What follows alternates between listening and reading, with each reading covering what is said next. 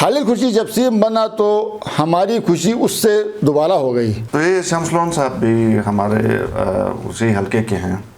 तो शुरू में तो ये कहा गया कि शम्स लोन साहब ने बाकी सबकी सियासत को दफन कर दिया, जिस तरह के उन्होंने वो खेला वहाँ पे।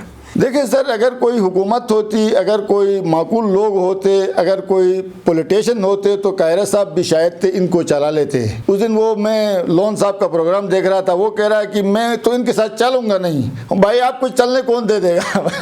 बात ये है कि आप अपनी तनख्वाह की फिक्र कर लें, बाकी आप काम छोड़ दें।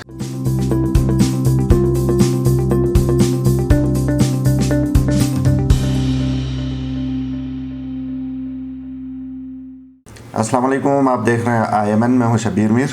नाज़रीन, प्रोग्राम रूबरू में आज हम ज़िला अस्तोर के हवाले से बात करेंगे। अस्तोर वज़ीर आला गिलगित बल्तिस्तान का इलाका भी है और ज़ाहिर है अभी तक जो हुकूमत रही है साल डेढ़ साल की, इसमें यकीनन बहुत कुछ हुआ होगा। डेवलपमेंट काम के हवाले से मैं बात कर रहा हूँ, तालीम के हवाले से, सेहत के हवाले से और इंफ्रास्ट्रक्चर के ऊपर।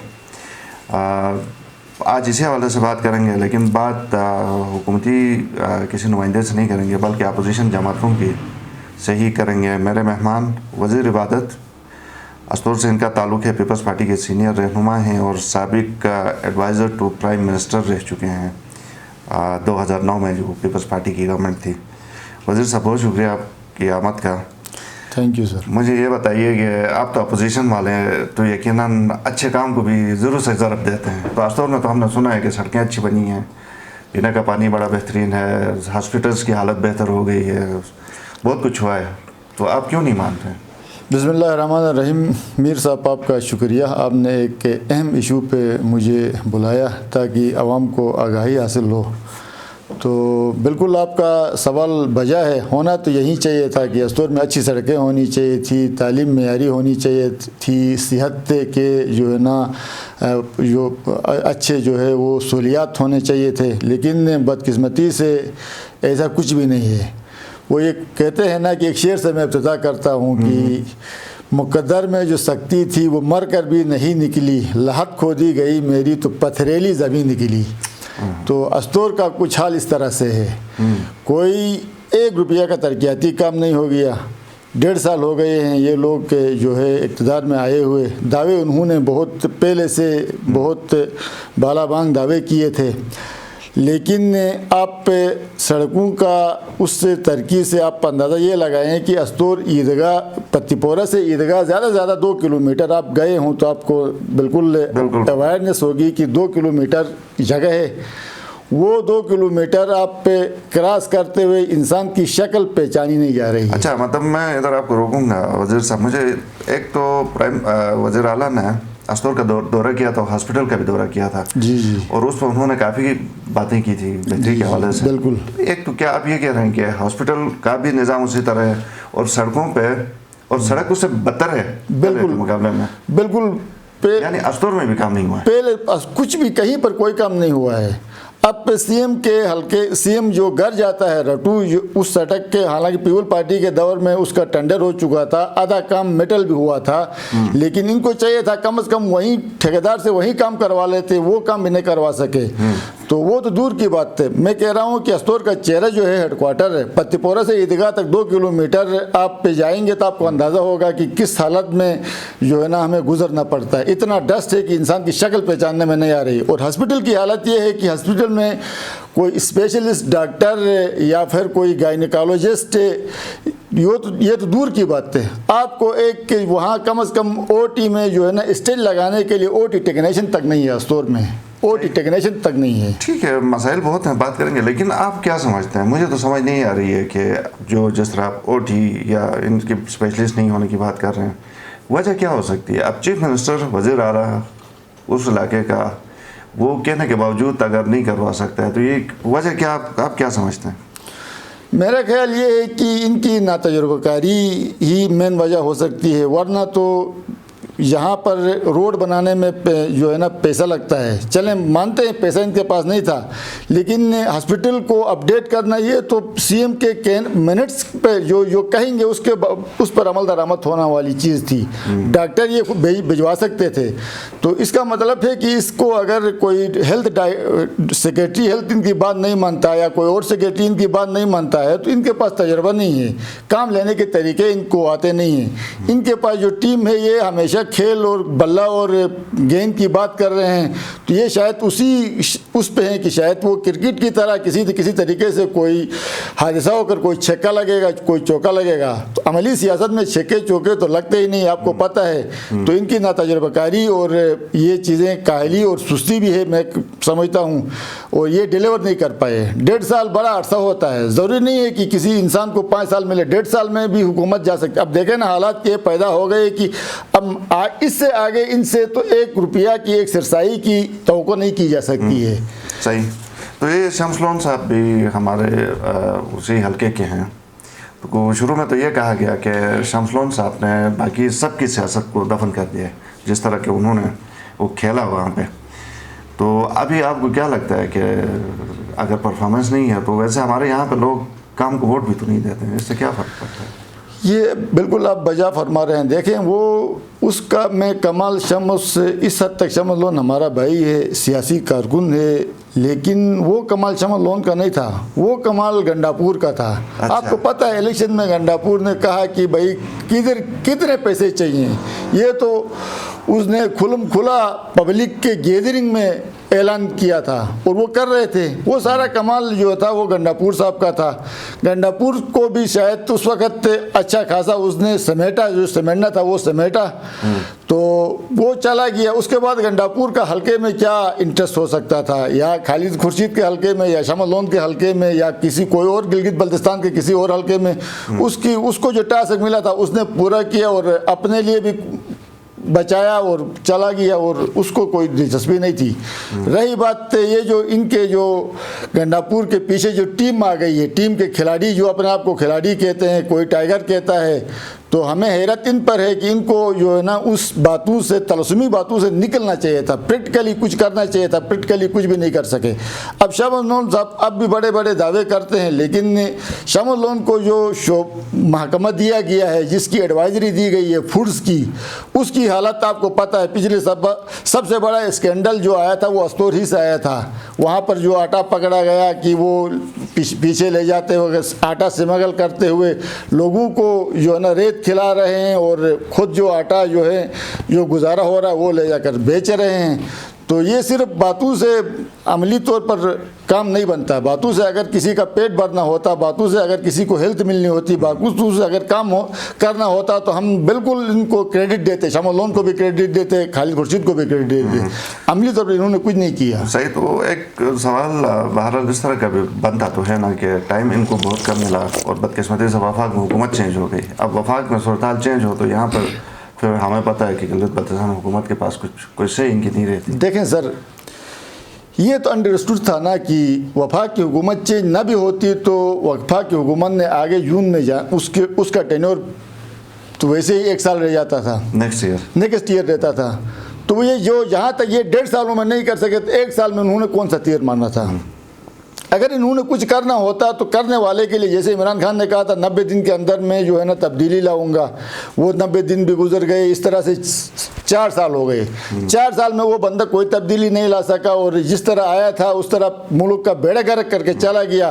तो इनको भी अगर 1 साल मजीद मिलता तो इन्होंने गिलगित बल्तिस्तान का बेड़ा ही गर्क करना था। इन्होंने कुछ गिलगित बल्तिस्तान के लिए करना नहीं था। ये तो अच्छा सही। तो जो 2 रोड्स की आमतौर पर बात होती है ना, कोई एक बुविन रोड, एक अस्तौर वैली रोड, ये बड़े प्रोजेक्ट्स अस्तौर के लिए तकदीर नहीं बदलेंगे आपके ख्याल में मुस्तकबिल में? सर ये भी देखें, एक तो अपनों से आदमी को झूठ नहीं बोलना चाहिए, क्योंकि वो झूठ सामने आ जाता है, सच फिर पता चल जाता है।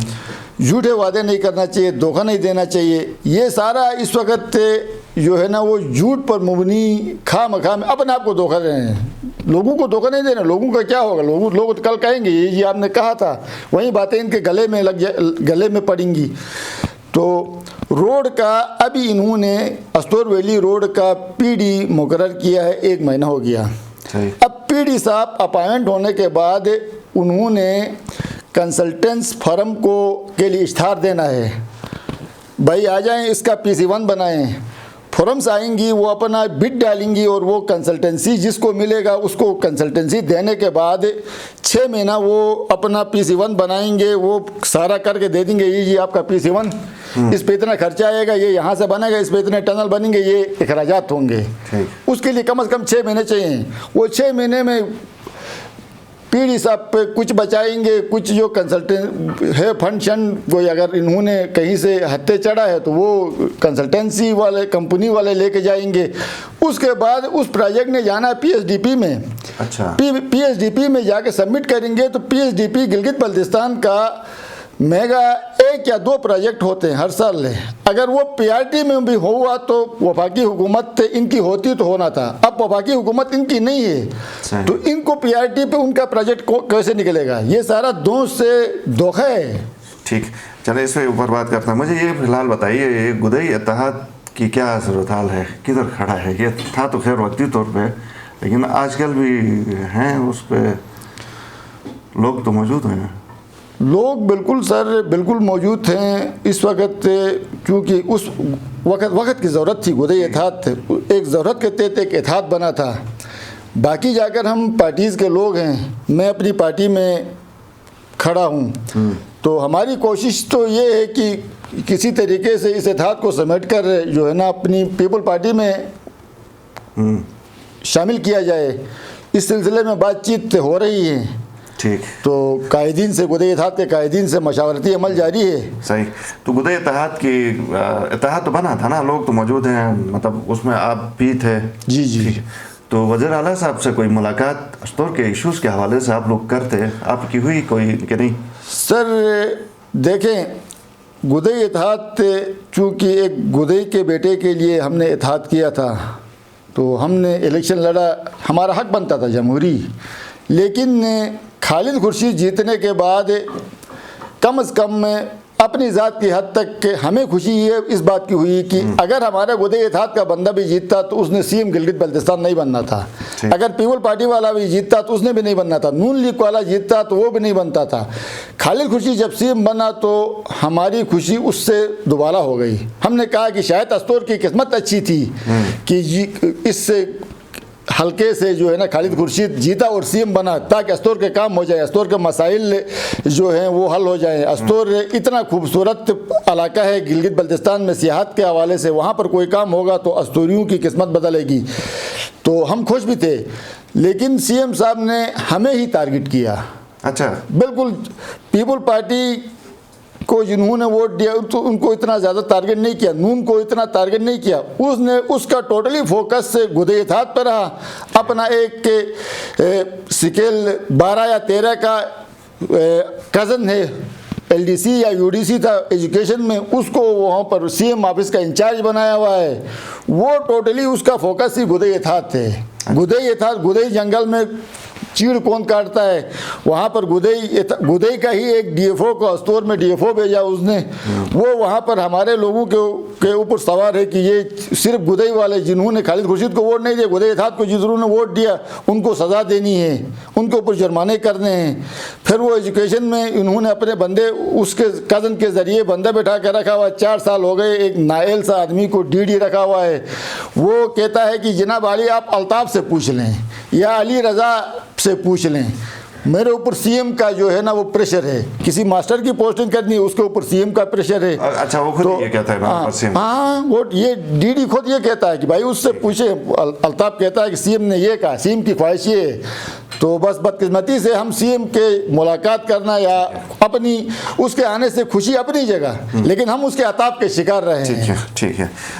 मुझे थोड़ा सा वक्त भी महदूद है, आखिरी सवाल ये बताइए कि कायरा साहब के आने से आपको लगता है कोई फ़र्क पड़ेगा पीपल्स पार्टी के हवाले से, गिलगित बल्तिस्तान सियासत के हवाले से? बिल्कुल सर, सबसे अहम सवाल आपने अब किया है कायरा, क्योंकि बिल्कुल ग्राउंड में उसको तमाम रियलिटीज़ का, गिलगित बल्तिस्तान की रियलिटीज़ का पता है। न सिर्फ पीपल पार्टी को फ़र्क पड़ेगा, गिलगित बल्तिस्तान के तमाम में जो है ना मकातब फ़िक्र को, तमाम पार्टीज़ को, जो कि अवामी पार्टीज़ हैं, जो उन सब के लिए फ़र्क पड़ेगा। इंशाल्लाह इस धरती के लिए फ़र्क पड़ेगा। कायरा के आने से एक तो मैं इस प्रोग्राम के ज़रिए कायरा को मुबारकबाद देना चाहता हूँ, कायरा से ज़्यादा गिलगित बल्तिस्तान की कौम को मुबारकबाद देना चाहता हूँ कि ये शेद वाली सरकार से कम कम हमारी जान छुड़ गई।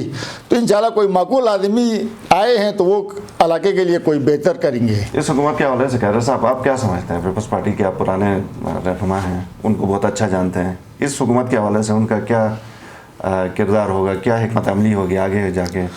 देखिए सर, अगर कोई हुकूमत होती, अगर कोई माकूल लोग होते, अगर कोई पॉलिटिशियन होते तो कायरा साहब भी शायद इनको चला लेते।